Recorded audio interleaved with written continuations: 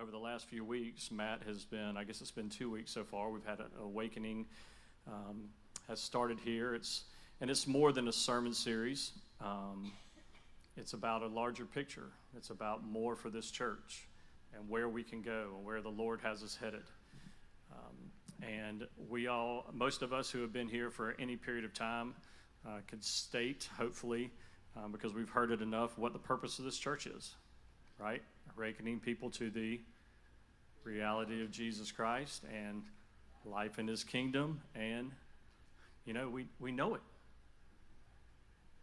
And the hope is that is not just words, that it's not just something that Matt came up with.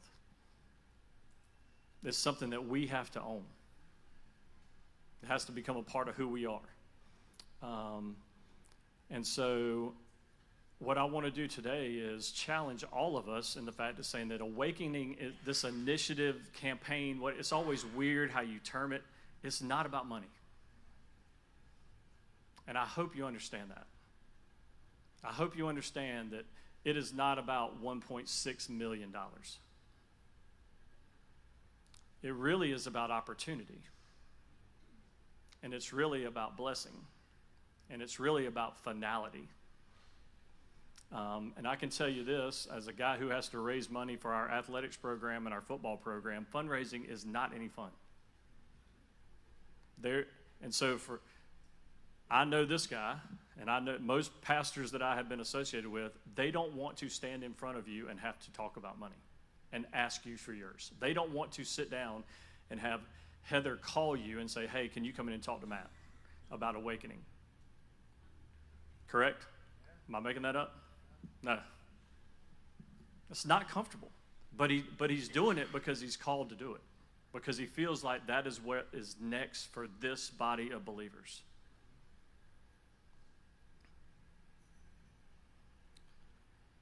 And so let's talk about opportunity. Okay, when I came to this church 3 years ago, 3 falls ago, this might have been it as far as numbers were concerned. And Matt can tell you, I sent him a text last week when I got to church, and we were about 5 minutes in, and I said, we need more chairs. We need more chairs. Because studies will tell you that when people walk into your church, if it's 80% full when they walk in, they don't know what to do. Because they feel uncomfortable trying to find a spot. Where can we sit? Where can we find enough seats? Right? All these folks over here from Clemson, they've got large friend groups. They're trying to figure all those pieces out. And so if we don't have it, they're like, then they don't come back. And so it's about opportunity. We have an opportunity to serve the students of Clemson University and to have a place for them away from home where they can come and worship like they did at home. This is a blessing. It's not a curse. It is a blessing that our pastor has to stand in front of us and say, hey, we need to raise $1.6 million over the next 2 years. That's a blessing. Because it means there is a need. It means that the Lord has provided, that the Lord has given us people to steward and to grow and to minister to. So we need to be grateful for that. When he stands in front of us and talks about this campaign or initiative or whatever, or when I'm standing in front of you today talking about it, it's something that we need to embrace. It's not about a building. I think most of us think that's what it is when we hear it, because how many of you have been a part of a building campaign at another church, right? We've all been there, okay? This is not just about a building. It's not about building one. It's not about finding one. It's not about whatever.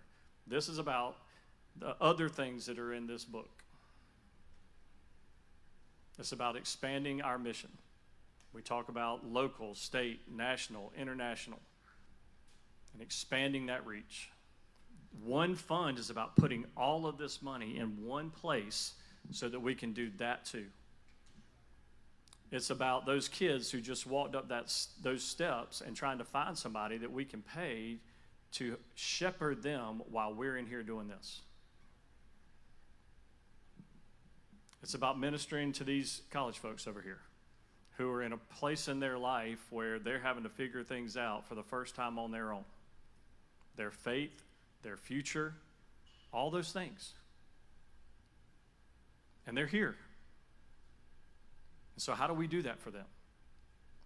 They've shown up. They're showing trust, because most of these faces I see week after week after week. There are a couple of new ones today.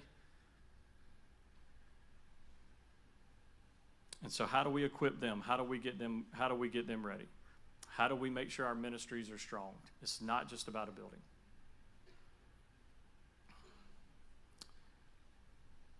And so in all that, we are called biblically to give to the church. I mean, I don't think anybody would question that. And parachurch organizations are great. I give to one monthly. I give one every month. They're not the church. And for me, sometimes it causes consternation. Do I stop? Do I not? How do I navigate all that? Because they are important. FCA is important. I talked about it when I taught a couple of weeks ago. FCA was one of the greatest ministries of my life. Shaped me, formed me. I poured a ton of my life into it. It has given me a ton back, just as an example. But it's not the church. And so sometimes I think we're reluctant, right, to do that. I think sometimes we are reluctant because we question, well, what's the church going to do with the money? Not your responsibility, not my responsibility. The Bible doesn't say give to the church after you have all your questions answered. The Bible doesn't say give to the church once they meet your demands about what you want they are to do with the money that you give. That's not what it says. It also doesn't say that you have to give $1 million.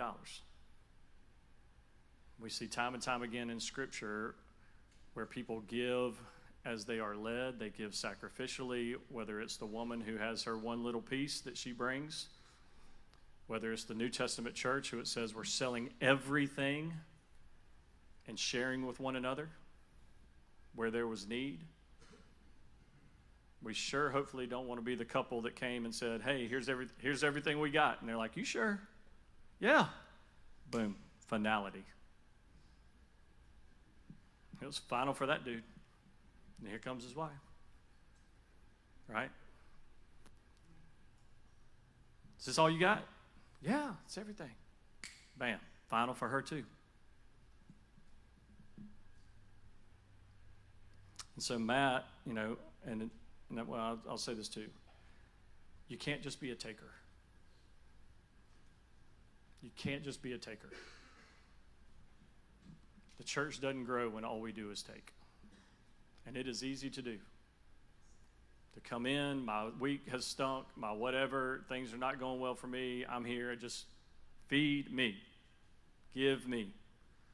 And one of the things we try to do in our football program, something we talk about, is we are trying to take our kids and move them, and they will not be finished products, but to move them from being takers to being givers. That's one of the things we try to do, to make them understand that it is not about them. And so Matt last week talked to us about the 4 P's of commitment: prayer, proportional, pleasing, and peace.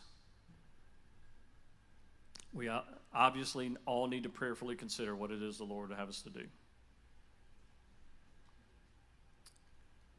We are to give proportionally based on how He has given to us and blessed us. Most of the people sitting in this room are very, very blessed. Not only in your faith or in your family, but also in your finances and in your social status in life. And so look and figure it out. What does that look like for you to give proportionally? If you do, it will be pleasing, which is the third one. If we are looking inside, if we are prayerfully considering, and we do what He is asking us to do, then it will be pleasing to the Lord. There's no way it can't be if He's the one guiding what it is we're doing. And then obviously if we're doing that, we're going to find peace within ourselves, right? We will find the peace that we're looking for when it comes to that. I thought I had a number coming into this week. I'm not sure it's the right one. Okay, and I am somewhat skeptic in my nature. I'm a skeptic in my nature. So I understand some of you who are sitting there going, well, it's easy for him to say, blah, blah, blah, blah, blah. Because I used to do the same thing. Right? Guys in my church come up, they're doing what I'm doing when we're doing whatever. Well, da-da-da-da-da. And I'm like, well, that's easy for you to say because you're making $500,000 a year. And I got 3 kids, and we're in this stage of life, and I get it. Right? I understand it. I'm not asking you to do something that I have not already gone through. And then I'm struggling with currently as I try to figure it out, what it looks like.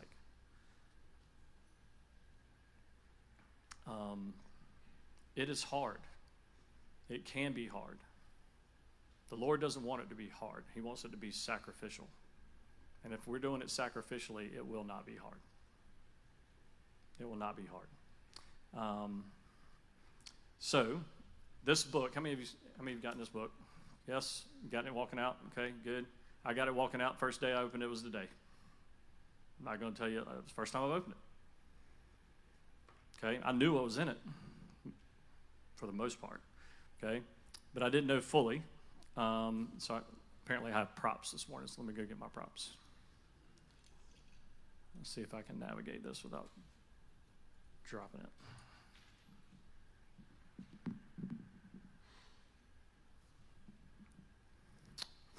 Before we talk about this, there's a place in the back. It's a charitable gift guide, which is basically a breakdown of how we get to $1.6 million. Okay? A leadership gift, a cornerstone gift, a builder gift, a foundation gift, a community gift. There's all these labels. Please don't get caught up in the labels. Please don't get stuck on, am I a leadership gift? Because leadership gift is $100,000, $250,000. Those are the 2 levels underneath that. Well, guess what? If you're giving all you can give, you're a leadership gift.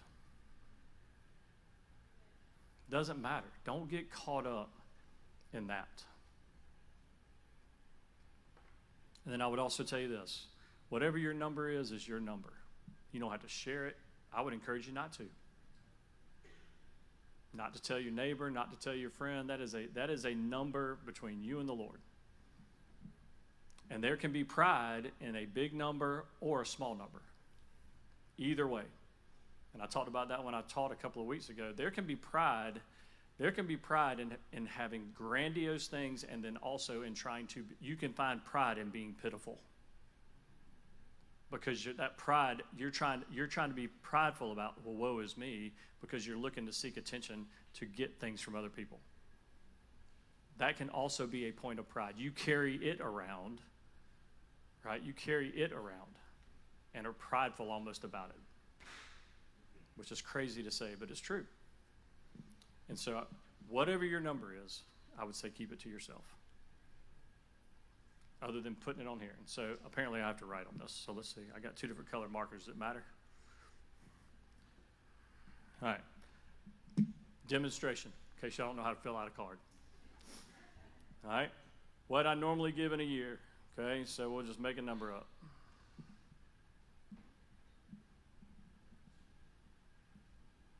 $6,000 in a year. Anybody do the math? What's that per month? $500. There we go. Look at us. Okay? My expanded annual giving.